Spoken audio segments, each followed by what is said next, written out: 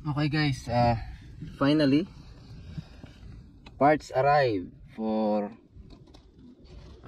electric parking brake switch.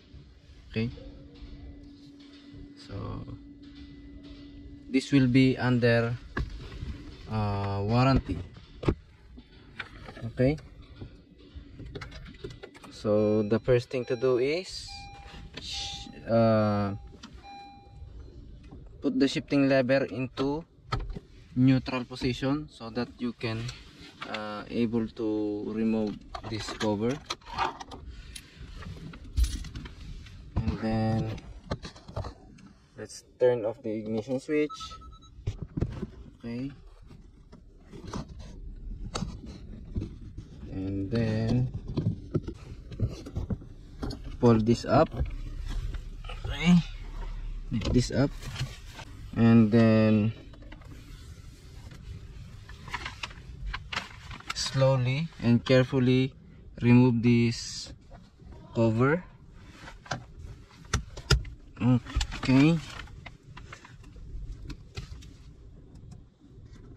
okay, we have cover here. Okay, and then slowly pull this plastic using a prying tool. Slowly pull this, lift this up like that, slowly. Okay, and this place also. Okay, so okay, now we have already removed the cover, and then put in park position, and then disconnect this connector, and if you have a smaller Phillips screw, it's better. Wait, I'll get one stubby so that it will be easier.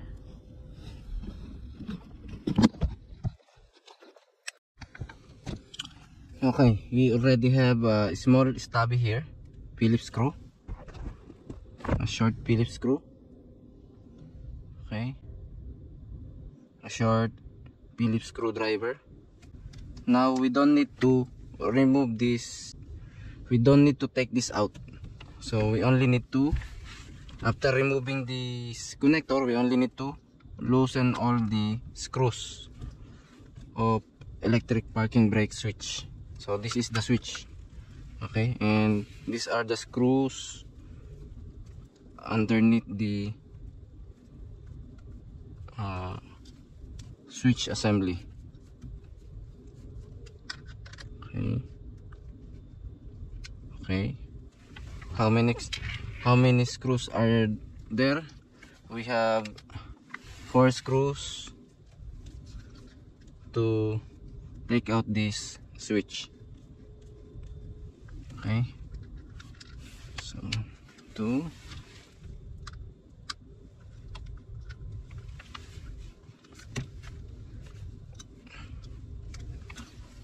okay. I'll show you guys where are the screws are. There you are.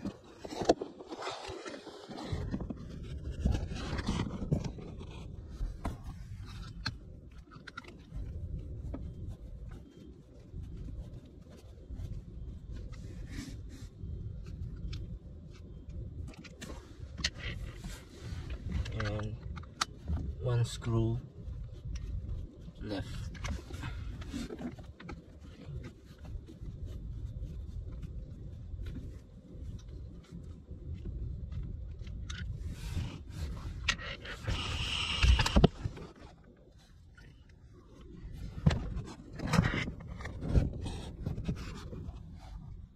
Then we can now pull it out.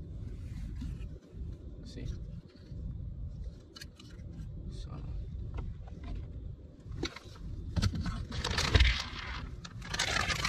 this is the new the new electric parking brake switch with the receipt.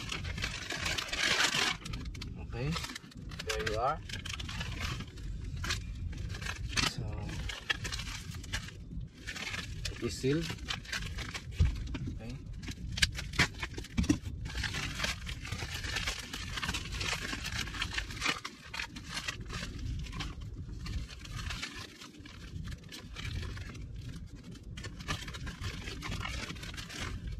There you are. We have the new switch. Okay, so let's connect this first. Of course, we have to even this is a new part. It is also possible that it is faulty. There is also a possibility that a new part is faulty, so we will not fix directly here into its mounting frame.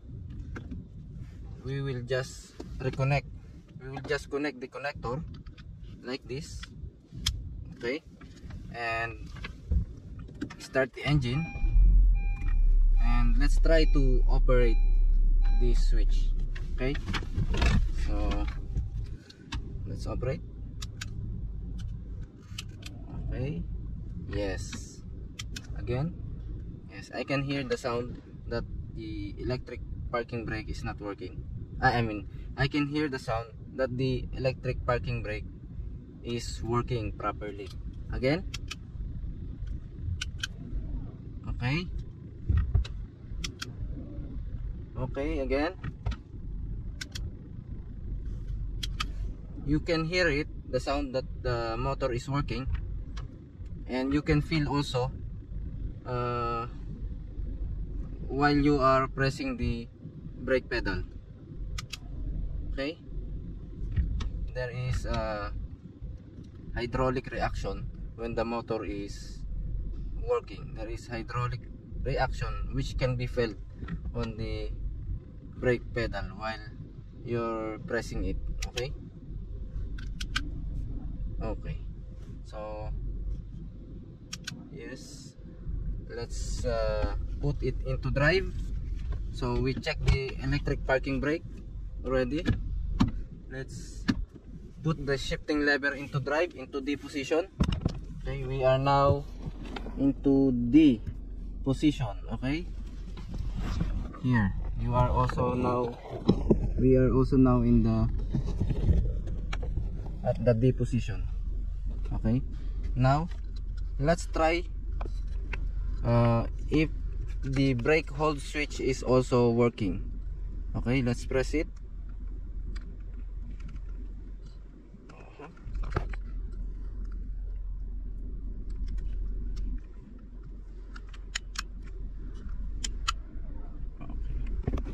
So let's try the brake hold.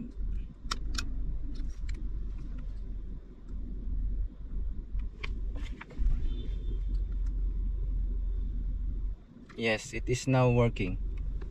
Okay, so let's try to erase the DTC. After fixing this new switch, let's go and clear the DTC. As you can see, after fixing the new switch, this malfunction indicator light for brake is still there. Therefore, we have to clear all the DTCs in the brake system. Okay, so let's connect our scanner, which is HDS, Honda Diagnostic System. Okay guys, so as usual, these are the DTCs. Okay, let's clear it now. Let's clear them now. Okay, here, turn the ignition switch off. Okay,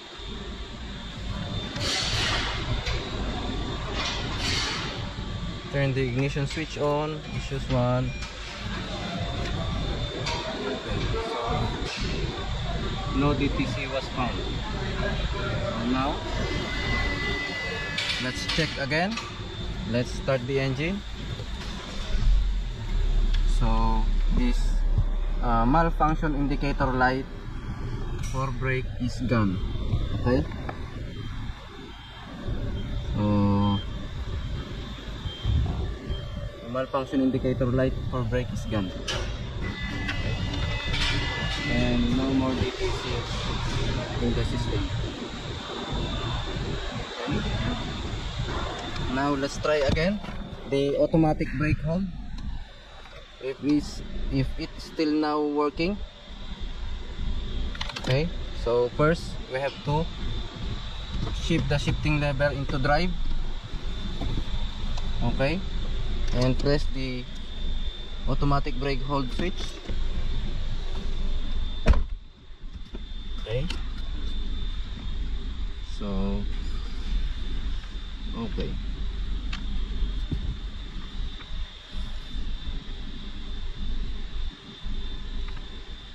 yes, so it is now working. We're not moving while pressing the automatic brake hold switch, and we are now on D position. Okay, D. So we can fix this switch now permanently. Okay.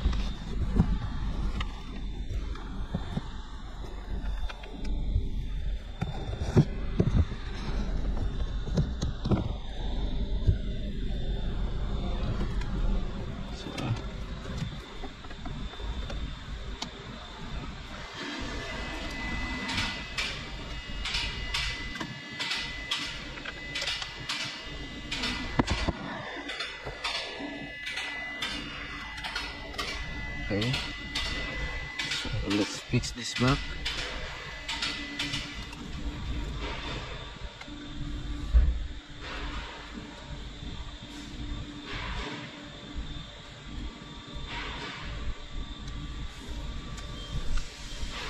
You have to carefully align the switch mounting hole.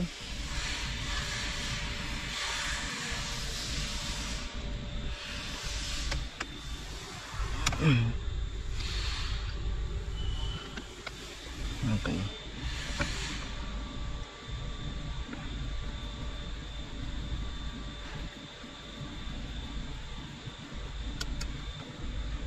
Okay, two more left.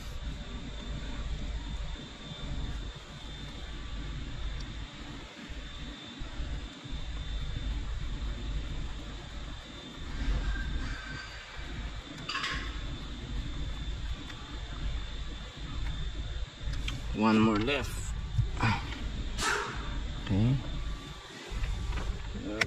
Where are you? There you are. Okay.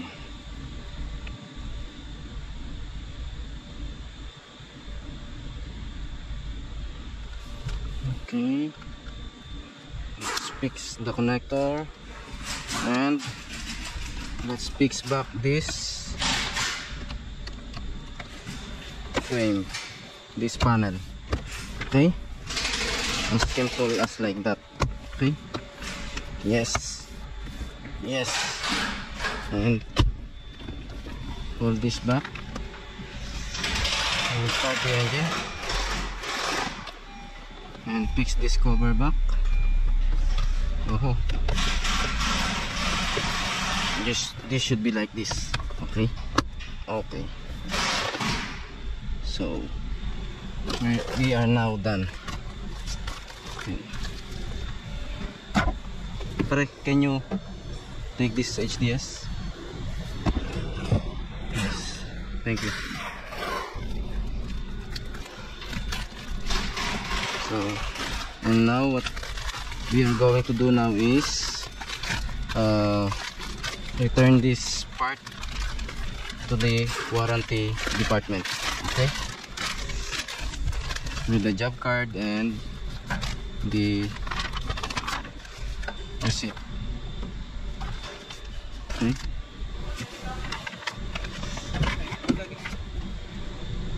Pare. Oh, wait. One more. Pare. I disconnect the connector. I have to erase again. I will just erase. It's easy.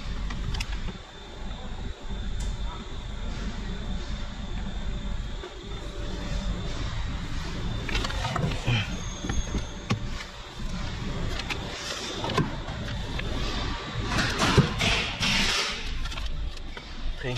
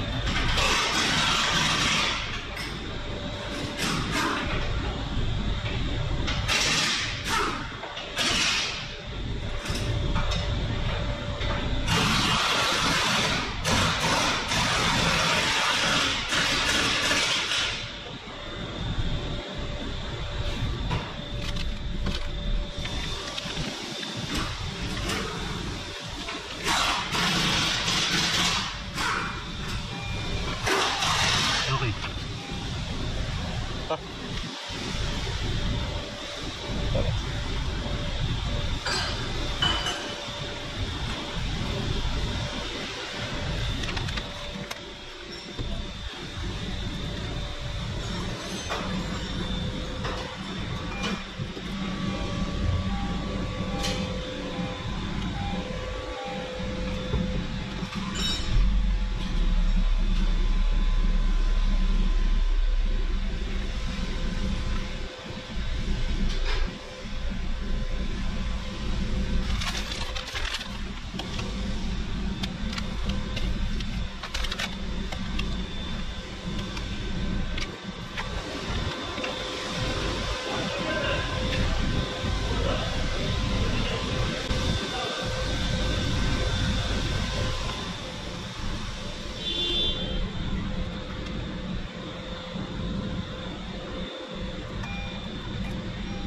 Okay.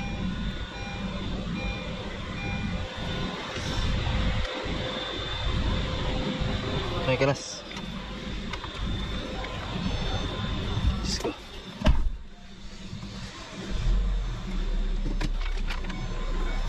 Can you? I'm going out. Okay.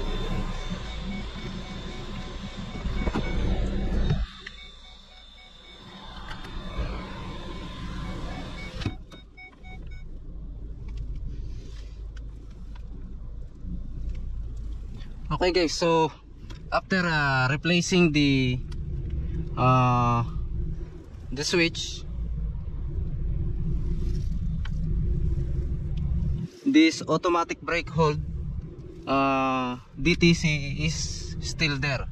So after clearing it, you have to operate the